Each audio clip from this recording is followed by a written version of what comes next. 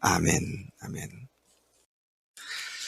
오늘 이 말씀은 바울이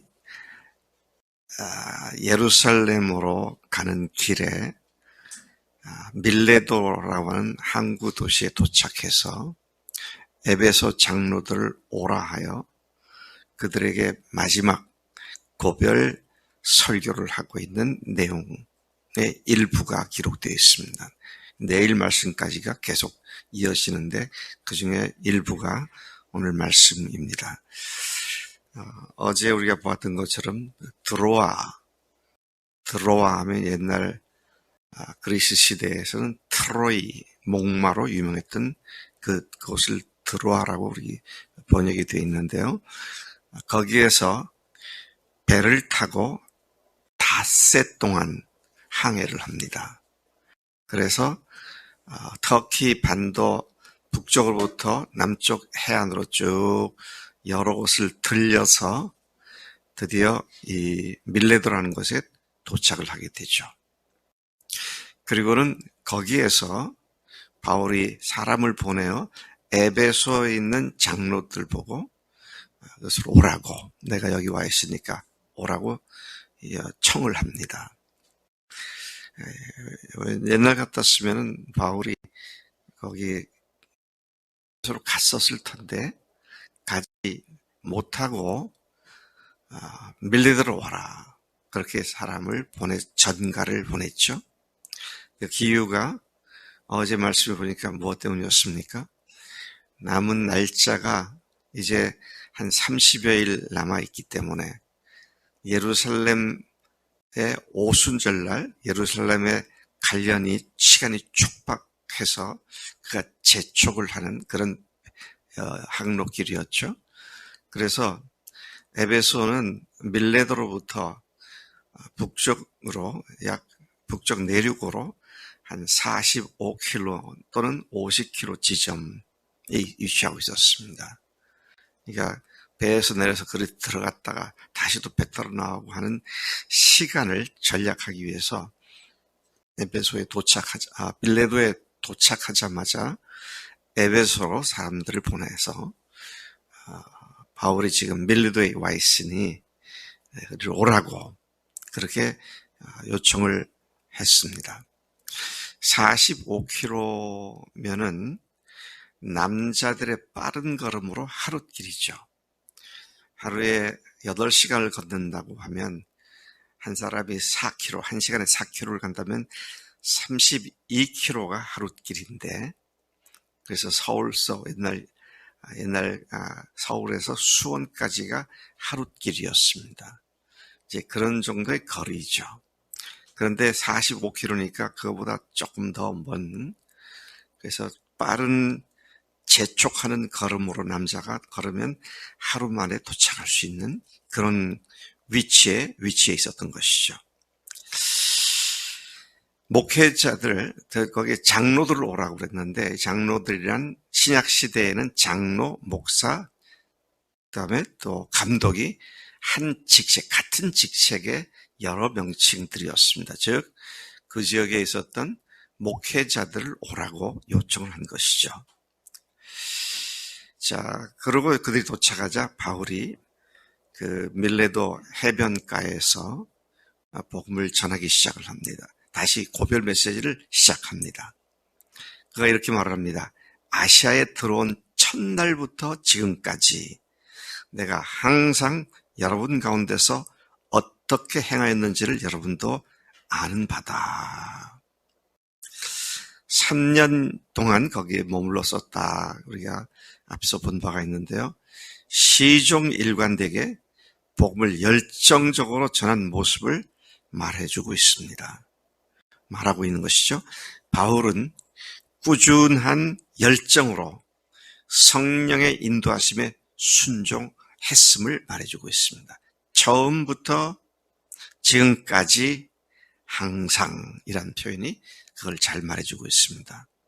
이 말은 바울의 일관된 전도와 양육 사역의 꾸준성과 신실성을 말해주고 있는 것이죠. 자, 그런데 그가 그와 같은 일을 어떻게 했느냐. 19절을 보니까 모든 겸손과 눈물이며, 겸손과 눈물로 했다. 겸손이라는 말은 타페이노 프루시네스인데 그 의미가 헬라 원어상의 의미는 뭐냐면 굽실굽실하는 종의 모습. 굽실굽실하는 종의 모습. 일종의 굴종과 같은 그런 모습을 보여주고 있는 단어지만 바울은 그들과 함께 있으면서 복음을 가르치고 전할 때에는 이런 자세로 정말로 그들에게 굽신거리는 자세로 자발적으로 복음을 위해 순종했고 또 사역했음을 이야기해주고 있습니다. 여러분 어떻게 다른 사람 전하고 또 만나고 하는 거 근데 잘 안 따라오면 속이 상하죠. 그런데 바울은 그럴 때라도 굽신굽신하면서 그런 자세로 했다. 그렇게 말을 합니다. 네. 말이 쉽지 쉬운 일이 아니에요. 네. 굽신굽신했다. 네. 내 자존심 누가 건드리면 저 천국 가라고 그런 거지. 관둬 그러면 그러고 집어치고 싶은 마음. 네. 영혼을 섬기다 보면 이런 글이 한두 번이 아니잖아요. 상대방들이 무슨 내가 빚쟁이처럼 나 만나자면 도망 다니고, 네. 또 만나서 무슨 얘기하면 셀쭉해가지고 또 금방 또 토라져가지고 그러고, 이제 이런 것들이 그걸 그대로 나도 그렇게 대하면 전도가 안 되겠죠. 영혼들이 생기지 않겠죠. 근데 그런 사람들 앞에 굽신굽신하면서 했다. 또 뭘로 했느냐? 겸손으로 했고 눈물로 했다 그랬습니다. 네, 눈물로 했다. 31절과 같은 우리가 읽을 다음 내일 나오는 말씀인데요. 31절 고린도후서 2장 4절 빌립보서 3장 18절 등에서 바울의 눈물이 언급되고 있는데 이 눈물은 주님을 섬기면서 주님을 거부하는 자들을 볼 때 안타까움을 가지고 흘릴 수밖에 없었던 눈물이었고요. 자기 동족의 구원을 위하는 애타는 심정으로 흘린 눈물이었고 또 하나님의 복음의 확장을 위한 눈물이며 건강한 교회로 각 사람들이 세움받게 되기 위해서 흘리는 눈물이었고 이러한 동기 때문에 바울은 유대인의 간계로 시험을 당한 것을 참았고 주님을 섬겼다. 시험 당함을 참고 주를 섬겼다. 섬겼다라고 하는 것은 둘류온, 헬라어로 둘류온인데 많이 들어본 단어 같죠? 여기에서 이거는 둘로스의 격변화를 얘기하는 건데요. 둘로스가 뭡니까? 영어로는 bond slave, 쇠사슬에 묶인 노예를 얘기하는 거죠. 주님을 섬기되 쇠사슬에 묶인 노예처럼 내 주장 하나도 하지 않고 주님께만 순종하며 너희들이 전했다. 그런 얘기죠. 20절 유익한 것은 무엇이든 공중 앞과 각 집에서나 거리낌 없이 전하여 가르쳤다. 하여튼 좋은 거라면 내가 너희들에게 조금도 주저하지 않고 공개적으로나 개인적으로나 계속 가르치지 않았느냐. 21절 유대인과 헬라인들에게 그가 전한 내용을 이야기하고 있습니다. 유대인과 헬라인들에게 하나님께 대한 회개는 언제나 하나님께 대한 회개죠. 네. 지난 주일 말씀에도 우리가 무슨 죄를 졌을 때 어떤 죄를 잘못했을 때 하나님 이런 것 잘못했습니다. 그게 회개가 아니고 참된 회개는 뭐예요? 하나님의 말씀을 무시하고 이런 죄를 졌습니다. 하나님 앞에 죽을 죄를 졌습니다. 이게 회개죠. 그러니까 우리가 여기 사도 바울이 하나님께 대한 회개와 우리 주 예수 그리스도에 대한 믿음을 증언했다. 그러니까 우리들의 전하는 복음의 메시지는 언제든지 이 두 가지가 돼야 한다. 하나님께 대한 회개와 예수님께 대한 믿음. 자, 이것이 우리 입에서 항상 나갈 것이다. 병 고침 받은 사람들은요, 항상 만나면 병 고침 얘기하더라고요. 또 기도 응답 받아갖고 물질적으로 잘 된 사람들은 축복받는 하나님, 축복해 주신 하나님, 그걸 얘기하는데, 하나님 그렇게 하시죠. 그런데 생명도 얻지 못하고 그런 거에도 무슨 의미가 있느냐. 바울이 목숨을 걸고 그렇게 했던 것이 바로 하나님께 대한 회개와 예수님께 대한 믿음. 예수님이 어떤 예수님입니까? 우리 주 예수 그리스도에 대한 믿음을 증언했다. 이것이 우리가 전하는 복음의 핵심이죠. 22절 보라. 이제 나는 성령에 매여 예루살렘으로 가는데 거기서 무슨 일을 당할는지 알지 못하노라. 바울은 앞에 있을 고난을 확실하게 예견했지만 성령의 지시로 가지 않을 수 없는 확신 있는 내적 충동을 이렇게 표현하고 있는 것입니다. 성령께서 내가 성령에 매여서 가는데, 그래서 23절에 좀 더 구체적으로 말합니다. 오직 성령이 각 성에서 내게 증언하여 결박과 환난이 나를 기다린다 하시니. 예수님께서 갈보리 언덕을 위해서 꾸벅꾸벅 뚜벅뚜벅 올라가신 것 같은 그런 모습을 연상하는 말씀입니다. 너 가는 곳마다 너를 고난에 빠뜨리는 여러 가지 어려움이 핍박이 기다리고 있다. 그렇게 하셨지만 이제 여기서 우리가 다시 생각할 것은요, 성령님께서는 분명하게 바울이 겪게 될 것을 말씀해 주셨다는 겁니다. 하나님이 말씀해 주신 것이 분명하면 두려울 게 없습니다. 하나님 말씀을 확실하게 확증을 못하니까 긴가 민가 갈팡 질팡 그러고 있죠. 그런데 바울에게 성령님은 분명하게 말씀해 주셨습니다. 자, 그렇게 분명하게 말씀해 주셨는데도 불구하고 그는 담대하게 선언을 합니다. 24절 같이 한번 읽어보겠습니다. 24절 시작. 내가 달려갈 길과 또 주 예수께 받은 사명 곧 하나님의 은혜의 복음을 증거하는 일을 마치려 하면은 나의 생명조차 조금도 귀한 것으로 여기지 아니하노라.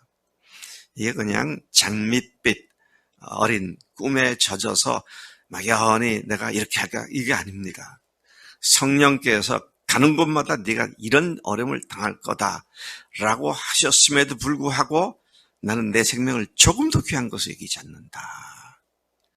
참 대단한 바울의 모습을 보게 되는데요. 근데 사실은 이 말씀, 바울이 고백한 이 말씀이 지난 2000년 동안 수많은 주님의 사람들의 삶에 어마어마한 변화를 가져온 그런 위대한 간증들이 되었습니다. 수많은 사람들이 이 말씀에 의해서 주님께 헌신한 결과를 가져온 것을 우리가 얼마든지 찾아볼 수 있다는 것입니다. 은혜의 복음을 전하는 일을 사명으로 받았기에 내 생명을 조금도 귀한 것으로 여기지 않는 순교자적 신앙의 선언을 말하는 것입니다. 나는 다행이야. 나는 선교사가 아니고 목사가 아니니까 다행이야. 그딴 소리 하지 마시고요. 모두가 사명자잖아요. 네. 그래서 이건 순교자적 선언입니다. 이 선언이 그냥 조금 더 거리낌 없이 들어지지 않으면 내 신앙의 근본에 문제가 있다. 여전히 내 것이 집착하고 있다. 진단할 수 있는 귀한 기준이 되는 말씀이죠. 우리 모두의 선언이 돼야 마땅한 줄로 믿습니다. 예. 바울은 이제 더 이상 에베소 지역 일대 지도자들을, 교회 지도자를 볼 수 없게 될 것을 예상하면서 자신이 복음을 전하지 않아 영원한 죽음에 떨어진 자들에 대하여 책임이 없음을 선포합니다. 내가 모든 사람들의 피해에 대해서 내가 자유하다. 모든 사람의 피가 뭡니까? 사람들이 죽음을 얘기하는 겁니다. 그래서 이사야서나 구약의 서지서들을 보면 너희들이 외치지 않아서 사람들이 멸망받게 되는 것에 대한 그들의 피값을 너희 손에서 찾겠다. 그런 말씀이 나오죠. 우리가 전하지 않아서 생명을 얻지 못하고 지옥불에 떨어지는 사람들의 책임을 너희들에게 묻겠다. 구약에서 그렇게 말씀하셨는데, 바울은 내가 지금까지 달려오면서 누구의 핏값도 내가 책임져야 할 만큼 내가 복음을 전하는 걸 게을리한 적이 없다. 이런 말씀을 하고 있는 것이죠. 우리가 전도 초청 잔치를 앞에 두고 애가 탑니다. 속이 타요. 속이 타다 못하 속이 막 상합니다. 왜요? 초청받아서 사람들이 오고 왔을 때도 복음 듣고 마음을 여는 것은 전적으로 성령께서 하시는 일인데, 성령께서 그 일을 해주시도록 우리가 간구하는 일을 이렇게도 하지 않는가. 특별 새벽 기도에 이렇게 나오지 않는 걸 보면 집회 끝나고 나면 새벽 기도를 폐지할까.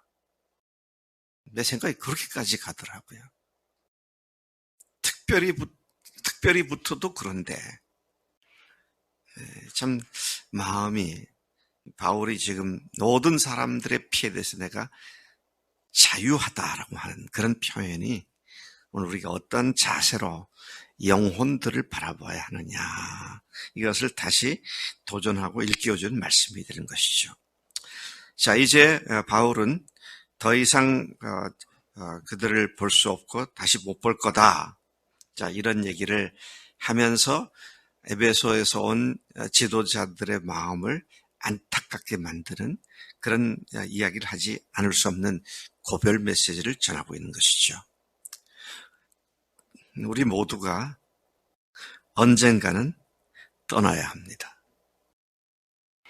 네, 저도 글쎄 앞으로 10년 더 살지, 15년 더 살지, 보니까 굉장히 가까웠어요.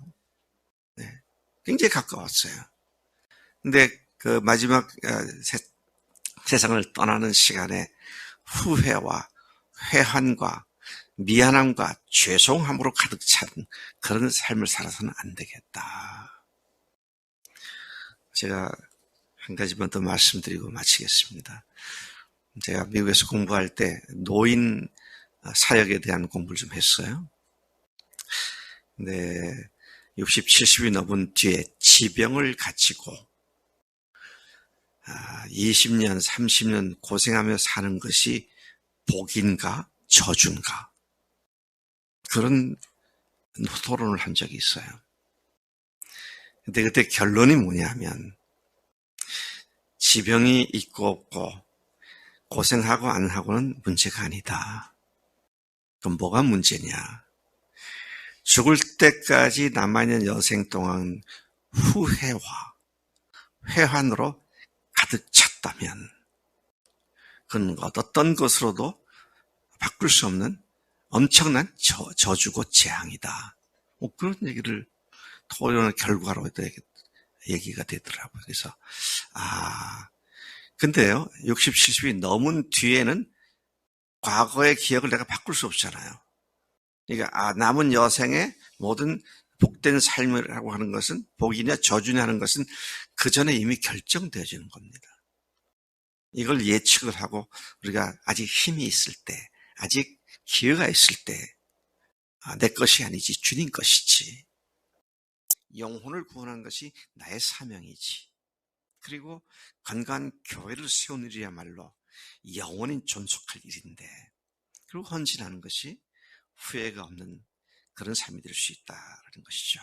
하나님 아버지, 오늘 이 아침에 바울의 일생을 돌아보며, 특별히 에베소 지역에서의 사역을 돌아보며 그가 고백한 마지막 메시지 속에 오늘 저희들에게 크게 도전을 주는 말씀 감사합니다. 하나님께로부터 부여받은 복음의 말씀을 선포하는 일에 내 생명을 조금도 귀한 것으로 여기지 않았던 그 자세가, 그 순교자의 자세가 오늘 우리의 자세가 됨이 마땅한 줄로 믿습니다. 목사이든 선교사이든 그냥 평신도 교인이든 주님께로부터 받은 사명은 동일한데 하나님, 이 동일한 사명을 잘 감당하는, 그래서 남은 여생이 감사와 은혜와 감격으로 이루어질 수 있도록 복 주시는 줄로 믿습니다. 감사하고 예수님의 이름으로 기도를 쌉나이다. 아멘.